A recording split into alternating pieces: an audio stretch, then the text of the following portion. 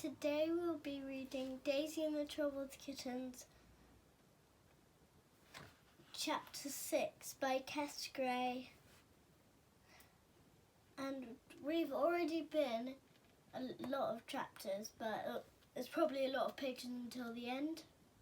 Okay. But remember, you can subscribe anywhere on the screen or like wherever you want on the screen. Chapter 6. The trouble with arriving at airports is it's really hard not to jump up and down, even if you've got your seatbelt on. Arriving at airports is so exciting.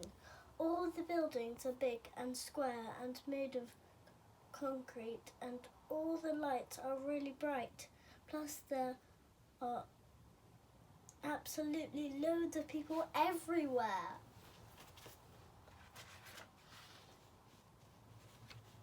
Yep, she is right. Busy airport. I just can't hold it right, so try to, but... Plus, if you look up in the sky, you can see actual planes coming into land and other ones that are taking off. You should see how big airplanes look when they are close up. I thought one was going to land on our head. When we got out of our taxi, there were people pushing trolleys into the airports and people pushing trolleys out of the airport all over the place. All the people going in had long trousers on, but some of the people coming out were wearing shorts and flip-flops, and they had suntans and everything. Mum said the people coming out of the airport had been on their holidays, and the people going in were just about to start the holidays, just like us. After Mum had paid the taxi man, we went and got a trolley all of our own. The trouble with trolleys, all of your own, is they make you want to have a ride on them. Same for me. My mum always says no, because I'm too big, but I'm only 6. And I think it's like 160 something days until my birthday.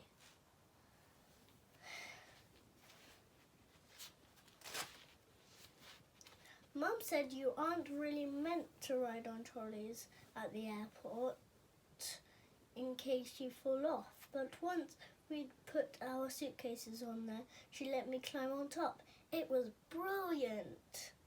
I just can't say it right. Then guess what we had to do? We had to go through some really big turning doors. Not normal doors like you get at home, but really big ones that turn round and round like a roundabout. It was so much fun. Mum and me went round in circles 3 times before we went in. And then guess what? We had to go along a really long piece of floor that actually moved. It was just like moving carpet, except it wasn't made of carpet. It was black like rubber. Anyway, you didn't have to walk on it or anything. All you had to do was stand on it, and it carried you all the way inside. I'd never seen inside an airport before. It was amazing. I'd never seen so many people before either. Or trolleys, or suitcases, or queues. There was queues everywhere, really long ones too. It took us ages to get our passport looked at, and ages to get our suitcase weighed, and ages to get our tickets from the lady, but it didn't care. But I didn't care. We were going on an actual airport to actual Spain on an actual summer holiday for 7 whole actual days. I went camping for that long also once, but it was very far away from my house. It took like 2 hours to get there.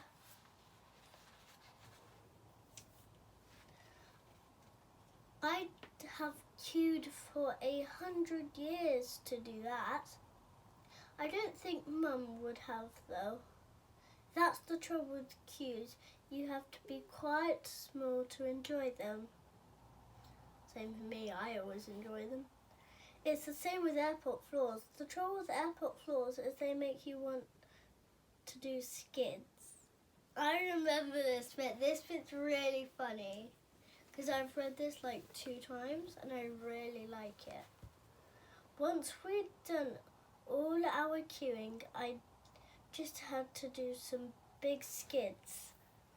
Mum said I shouldn't do skids in airports because I might knock someone over or crash into a trolley, but I couldn't stop myself.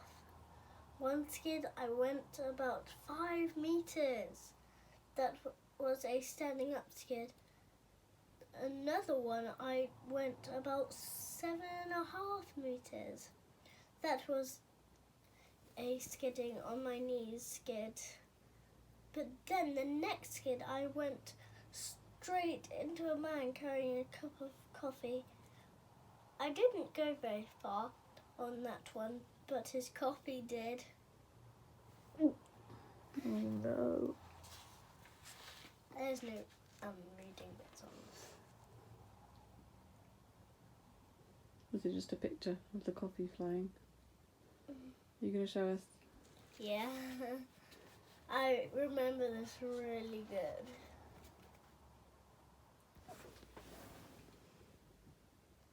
Oh no. His coffee is getting knocked over. It's going to go all over him. It did. Like, if you can't see in the very middle right there, there's coffee on his shirt. Nearly on chapter 7. His coffee went about 11 meters, all over the floor and down his shirt. That's the trouble with people who drink coffee, just like my mum. I don't drink coffee. Yeah, you do. Well, Okay. you drink tea, which is a little bit similar. They're always drinking it when children need to do skits. Same for you. So I had to stop doing skids after that. And I had to say sorry, plus my mum had to buy the man another coffee, but not another shirt. She did offer to buy him another shirt, but the man said he would be fine when he had dried out.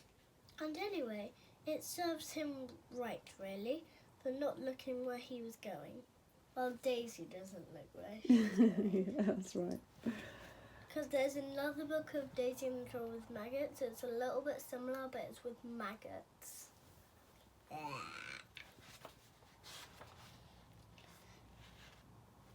Chapter 7. The trouble with X-ray machines is people aren't allowed to lie down and go through them. I wanted my mum to lie down and go through the X-ray machine. Let her be. No, wait. That way I would be able to see her being a skeleton. That's what X-ray machines do. They see right through the outside of things and show you all the bits on the inside. Mum said we were only allowed to put our bags and jackets and shoes through the X-ray machine. Imagine if they went through it. Mm. Some people could just like run out the shop. But the trouble with bags and jackets and shoes is they don't have skeletons in the middle, which means they're not as good. Once we'd put our bags in on the X-ray machine, we had to walk through a special rectangle that bleeped if you were carrying dangerous or machine guns or swords or keys, rings with monkeys on. Key rings with monkeys on. When I went bleep, I thought I was going to ask it, what did that say? Try it, and then I'll Arrested. It doesn't start with ass. Arrest. Did. And arrested and sent to prison or something. But when the X-ray man found my keyring in my pocket, he let me go free, which I was lucky because prison is nowhere near as good as Spain. After I'd stopped bleeping, my mum made me put on my monkey keyring in my rucksack, and then we went to the airport shops. I couldn't wait to spend my holiday money. The trouble with airport shops is most of them don't have scuba gear in them. Guess what? She goes to buy cat food instead, but not in this bit, in the next. Don't tell them what happened. My mum just wants. She doesn't want you to know, but anyway.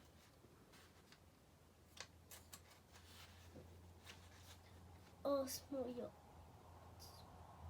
Mum said that if I saw anything else in the shops that I wanted to spend my holiday money on, I should let her know. But I couldn't see any harpoon guns or jet skis or ice creams with bubblegum in them either. I did see a strawberry cornetto that looked quite nice, but Mum said I wasn't allowed ice cream at 6 o'clock in the morning.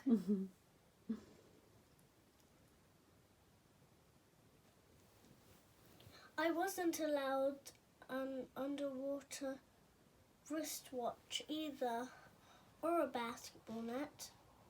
I do have an underwater thingy. It's like a watch where it tells you how many steps and how much you run, and if you hold it down, I think you might be able to charge it or something. And there's like, I'd say 4 more stuff, but anyway. In the end, I decided to save my holiday money until I got to Spain, which was lucky really, because I didn't know at the time that I would need it for kittens. The trouble with seats in airport lounges is when you try and lie across 3 seats at once, the gaps in between make you feel all uncomfortable. Mum said I should sit up nicely and listen for our plane to be announced, but other people were lying over the seats, and they were grown-ups. One man with knots in his hair and a giant rucksack was lying across about 6 seats. I didn't see why I couldn't. Well, he's only lying across 6 seats, so I don't know why they're saying 6 when he's actually lying on 3.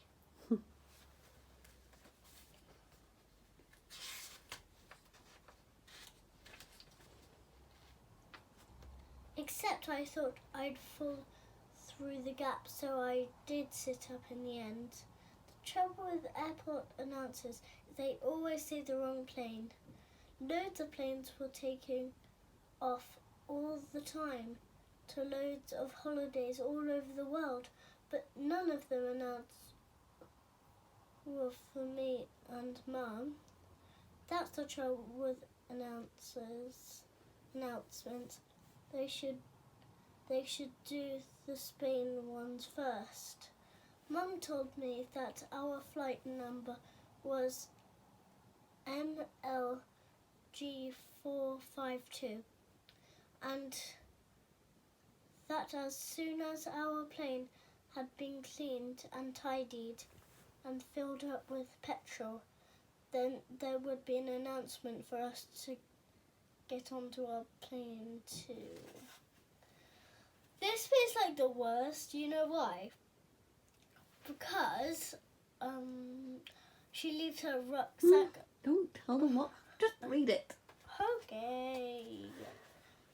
I said I didn't mind going to Spain in a dirty plane or one that didn't have much petrol in it, but Mum said that wasn't a very good idea. So we waited and we waited and waited and waited and waited. That's all it says. Until just when I thought it would never ever happen, it did. The lady doing the announcements actually announced our actual plane to actual Spain. Time to go, Daisy, said Mum. We need to go to gate 53. Gate 53 is where our plane will be taking off from soon. The trouble with gate 53 is they feel like they are about 53 miles from the airport. Well, that is definitely not true. You just have to run up. It's a long walk, usually. They get captured by the police. Mum said it was nothing like 53 miles away, but it felt like ever such a long walk to me. That's the trouble with small legs. They start to ache much earlier than longer ones, especially if you're carrying a rucksack. Except that's when I realised I wasn't carrying my rucksack at all. She left. This is the bit I don't really like. Okay, come on. But my mum's holding the camera. Mum went really red and said that the policemen were checking Hang on. inside. Have you missed a page? Oh, I think I might, Yeah. yeah. Sorry, I just might have missed a page. Oh, yep. I left my rucksack underneath the seat in the airport lounge. The trouble with leaving rucksacks under seats in the airport lounges, because you're not allowed to do it. We ran and ran and ran all the way back to the lounge, but when we got to our seat, there were about 5 policemen moving away from my school bag. At first, I thought someone had tried to steal my monkey keyring, but then Mum went really red and said that policemen were checking inside my school bag for a bomb. The trouble with bombs is they can blow up, so I would never ever put one in my school bag. Plus, I don't know where to buy bombs. Yeah, I'm so confused why she said that in the story, but Mum knew that because she's my mum, but the policeman hadn't met me before, so she had to tell them, which made her go even redder than red. At first, the policeman did loads of frowns at her.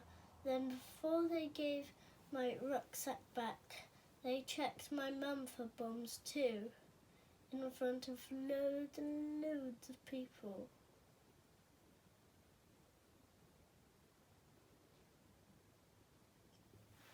She looks really red, but you can't see because there's no colours in this book, except from these colours. Mum said she'd never been so embarrassed in her life, which is probably true. Then there was another announcement, except this time it didn't say our name for our aeroplane. It said our names instead in a big loud word right across the airport. Quick, Daisy, said Mum. It's our last call. Run as fast as you can or we're going to miss our plane. The trouble with missing your plane is it means you will miss your holiday too.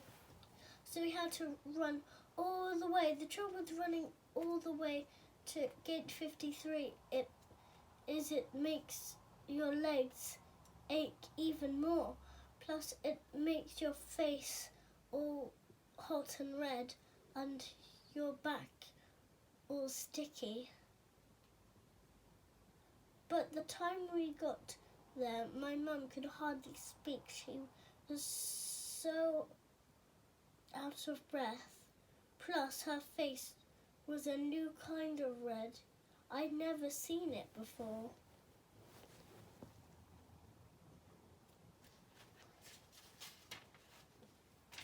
Don't ever leave a bag.